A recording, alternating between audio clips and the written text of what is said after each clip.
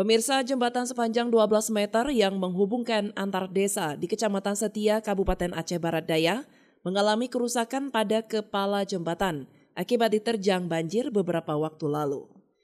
Ambruknya abutmen sepanjang 1 meter ke dasar anak sungai tersebut menyebabkan aktivitas lalu lintas warga antara desa Ujung Tanoh dengan Kuta Murni menjadi terganggu.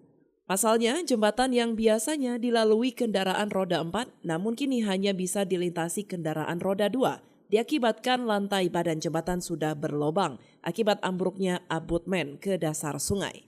Sekretaris Desa Ujung Tanoh, Zuliadi mengatakan, kerusakan lantai jembatan Rangka Baja ini disebabkan akibat beban kendaraan yang melebihi kapasitas. Apalagi ditambah pondasi abutmen digerus air saat hujan deras beberapa waktu lalu. Selalu banjir, namun di bawah jembatan terkikis dan juga penopang daripada kepala jembatan ini batang kelapanya sudah mulai keropos semua. Jadi pas naik kendaraan langsung semen yang ada di belakang kita ini langsung jebol. Untuk saat ini mobil sudah tidak bisa melintas.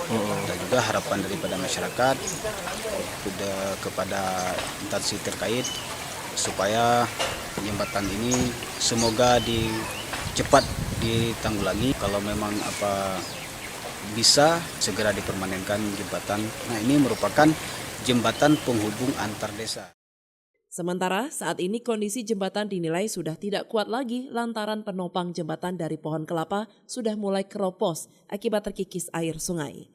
Dan warga berharap agar pemerintah melalui instansi terkait segera menanggulangi untuk perbaikan lantai jembatan yang rusak agar akses warga antar desa di kawasan tersebut bisa kembali normal. Dari Aceh Barat Daya, Orian Saputra melaporkan untuk Puja TV Aceh.